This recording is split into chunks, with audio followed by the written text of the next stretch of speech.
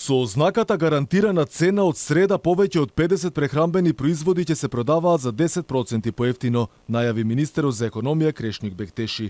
Дали граѓаните ќе пазарат поевтино како што пазарат нашите соседи од Србија, ќе видиме за 2 дена. Владата утре на седница ќе утврди листата на производи кои нема да смеат да поскапат до 30 ноември. Станува збор за 25 категории и тоа од пекарската, месната, млечната и кондиторската индустрија, кои во маркетите ќе се продаваат со ознака, а ќе чинат колку што се продавале на 1 август. Ако се намалуваат шпагетите, ќе се намалат сите шпагети кои се продаваат во нашата држава.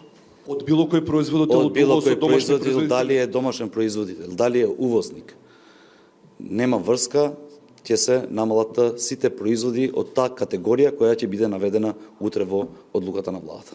Листата на производите, како што нагласи министерот, е направена според државната статистика за тоа што најмногу трошат граѓаните.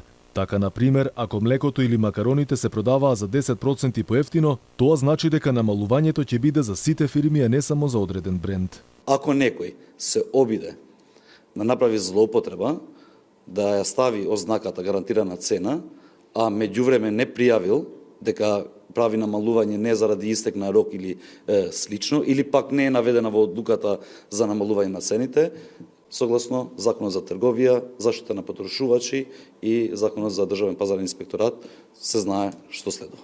Во поевтината листа не влегуваат пијалоците, но Бектеши рече дека и тие ќе се продаваат со ознаката гарантирана цена, ама кога точно не кажа.